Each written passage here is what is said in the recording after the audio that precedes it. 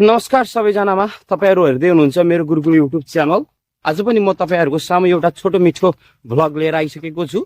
मलाई समर्थन गर्नको लागि मेरा भाइहरु आइसकेका छन्, मेरा फ्यानहरु, मेरो सब्स्क्राइबरहरु आइसकेका छन् र म आज तपाईहरुको सामु एउटा छोटो मिठो हाम्रो टिकटक सुटिङको भिडियो लिएर आएको छु। हामीले आज पनि एउटा छोटो प्लानिङ गरेर एउटा रमाइलो भिडियो बनाएका छौं। कृपया यस भिडियोलाई अन्तिमसम्म हेर्दिनु होला र यदि तपाईहरु यस च्यानलमा नयाँ हुनुहुन्छ भने कृपया यस च्यानललाई सब्स्क्राइब गरिदिनु होला र यस भिडियोलाई लाइक शेयर र सक्दो सबैजनामा शेयर गरिदिनु होला। मेरो भाइहरु आइसकेका छन् आजको यस भिडियो क्रिएसनको लागि, देख्न सक्नुहुन्छ। आज हाम्रो सब्स्क्राइबरहरु हुनुहुन्छ यहाँ है, हाम्रो मेरो गुरुकुलको सब्स्क्राइबरहरु।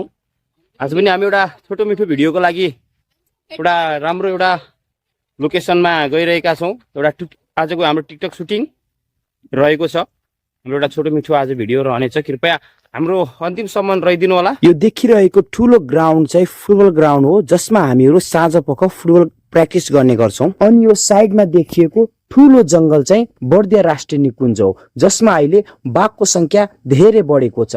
केही बाघहरु बाहिर निस्किएर मान्छेहरुलाई आक्रमण पनि गरिसकेका छन्, जसकारणले गर्दाखेरि यस जंगलमा जानलाई हामीले अहिले निषेधित गरेको छ।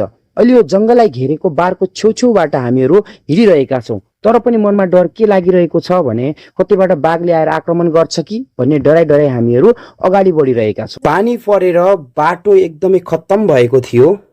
हामी जाने बाटो एकदमै खराब, खत्तम, जुत्ता त खत्तमै भयो।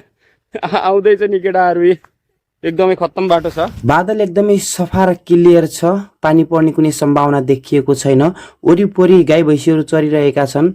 अनि यो साइडमा देख्नु भएको घर चाहिँ यो मलामी बस्ने घर हो। नजिकै एउटा खोला रहेको छ र त्यो खोलामा मान्छेहरु जलाउने पनि गर्छन्। हामीहरु त्यही बाटो हुँदै हाम्रो आजको सुटिङको स्थलमा जाँदै छौं र आजको बारेमा म भाइहरुलाई के सोधिरहेको छु। लगडा आज चाहिँ हामी कहाँ जाँदै छौं ल भन त?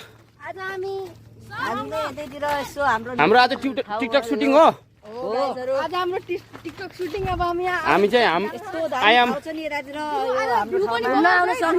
आई एम किशोरमा गएर हैन, हाम्रो भिडियो टिकटकमा पनि आइरहेको हुन्छ। यदि हाम्रो भिडियो हजुरहरुलाई राम्रो लाग्छ भने टिकटकमा गएर पनि फलो गरिदिनु होला र टिकटकको लिंक चाहिँ म यसै भिडियोको डिस्क्रिप्सनमा राखिदिनेछु।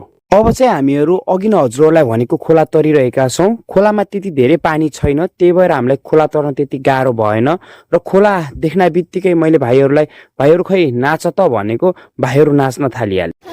एकचोटी पानीमा नाच्दैन, पानीमा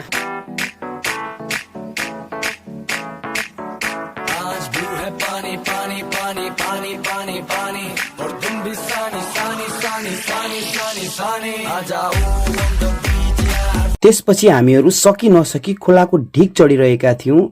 मान्छे नै जान गाह्रो भइरहेको ठाउँमा भाइहरुले साइकल लगिरहेका थिए। पैसा उडाउँदै म गाडी गुडाउँदै म धुलो उडाउँदै मेरो यस्तै छ पारा, मेरो दुश्मन छ धेरै, दुश्मन हेरेको हेरै मेरो। फाइनली हामीहरु आजको सुटिङ हुने ठाउँमा पुगिसकेका छौं।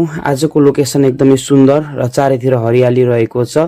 त्यहाँ पुग्न बित्तिकै भाइहरु कहाँ सुटिङ गर्ने कस्तो गर्ने भनेर एकदमै त्यहाँ छलफलमा लागिहाले। आज हाम्रो सुटिङ गर्ने ठाउँ एकदमै रमाइलो भएको हुनाले भाइहरु रुखमा चढेर उफ्री नाच्न थाले। त्यतिकैमा मैले भाइहरुलाई भने ल भाइहरु आज चाहिँ चाउमिन पार्टी गर्नुपर्छ है भनेको। भाइहरु खुसीले नाच्न थाले। मान्छे कालो कानमा चालो बुन्ने पालो तेरो आको चुक्को ताको कस्तो चाटो मैले आको खान लाग्यो तात्यो पारो एकदम सारो दिनमै तारो हेर्को सारो काँचो तारो तेरो ठाडो अनि पाडो लुगा चाडो भेट्छ। त्यति भनेर मैले आधा भाइहरुलाई चाउमिन लिन पठाएर हामी आधा बचेको भाइहरु सुटिङमा लाग्यौं। हामीहरु टिकटकको भिडियोको सुटिङमा लागिरहेका छौं र म भाइहरुलाई कसरी गर्ने भनेर मैले डान्सहरु सिकाउँदै छु। कम्तिमा पनि हामीहरुले 7-8 चोटी हामीले प्र्याक्टिस गरिसकेपछि बल्ल बल्ल अलिकति हामीहरुले सिक्यौं र भिडियो तयार पार्यौं। बारम्बार प्र्याक्टिस गर्दाखेरि पनि एउटा भाइले जानिरहेको थिएन। त्यतिकैमा एउटा भाइ रिसाउन थाल्छ। हामीहरु भिडियो सुट गर्दै थियौं अनि चाउमिन लिन गएका भाइहरु पनि आइपुगे। 4 केजी चाउमिन यहाँ बोइल गर्न गाह्रो हुन्छ भनेर भाइहरुले घर लगेर बोइल गरेर ल्याएर आएका रहेछन्। धेरै नै सजिलो भयो चाउमिन पकाउन। केही भाइहरु चाउमिन बनाउनको लागि चुला र आगो बाल्न थाले भनेपछि अरु बाँकी रहेका भाइहरुसँग चाहिँ हामीहरु फेरि भिडियो सुटमा लाग्यौं। आज घाम लागेको हुनाले गर्मी निकै थियो। गर्मी धेरै भएको कारणले गर्दाखेरि हामीलाई भिडियो सुट गर्न पनि गाह्रो भइरहेको थियो।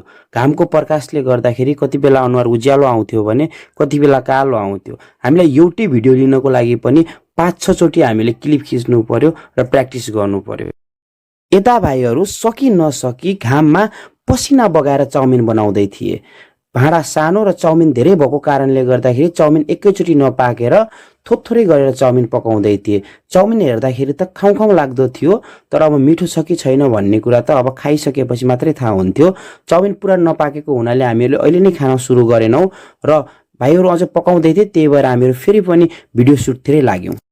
आज विशेष गरी टिकटकको भिडियो बनाउन आएको हुनाले एउटा मात्रै गानामा नभएर 5-6वटा गानामा टिकटक बनाइयो। यदि मैले बनाएको भिडियो हजुरहरूलाई मनपर्छ र मलाई टिकटकमा पनि हेर्न चाहनुहुन्छ भने म यस भिडियोको डिस्क्रिप्सनमा मेरो टिकटक लिङ्क छोड्छु र त्यहाँ गएर हजुरहरू चाहिँ मलाई टिकटकमा पनि फलो गरिदिनु होला र टिकटकमा पनि माया गरिदिनु होला। यता भाइहरू छुट्टै भिडियो र आफ्नो फोटो खिचिरहेका थिए। त्यतिकैमा मैले ल भाइहरू चाउमिन रेडी भयो, ल खाना आऊ भनेको मात्र के थिएँ, भाइहरू त आएर तछाड मछाड गर्न थाले। मलाई धेरै भन्न पो थाले।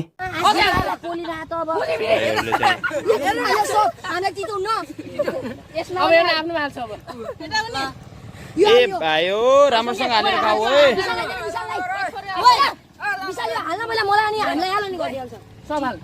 भाइहरू भिडियो सुट गर्दा गर्दा भोकाएका रहेछन्, त्यही भएर मिठो भए पनि नभए पनि मिठो मानी खान थाले। मिठो चकेडा हो, कस्तो लाग्यो नि? दामी छ। सुटिङ पछिको खाना हो नि यो। सुटिङ कस्तो भयो आजको? बवाल भयो हैन? सो गाइस, यो चाहिँ हाम्रो सरले हामीलाई पार्टी दिनुभएको 100 सब्स्क्राइबर पुगेमा अझै पछि धेरै के हुन्छ सपोर्ट गर्नु होला। ल थ्यांक यू भाइ, थ्यांक यू है। यो भाइले म त थोरैले अगाउन सर भनेपछि ल त कराईमा खा भनेर दिएको, अहिले त धेरै बसर खान सक्दैन पो भन्छ। जे होस् भाइहरूले मिठो मानी खाए। अब खानपिन गरिसकेपछि भाँडा पनि धुनु पर्ने र सबै भाइहरू मिलेर भाँडा पनि धोए र एकछिन पानीमा नुहाएर रमाइलो गरे। सर टन्न खाइयो र अहिले खाएर पुरै पेट फुलिसक्यो। अब नाचेर एकछिन यो पेट खाली गर्नु पर्यो भने ल ठिक छ त भाइहरू, नाच भनेको भाइहरू त क्या मजाले नाच्न थाले।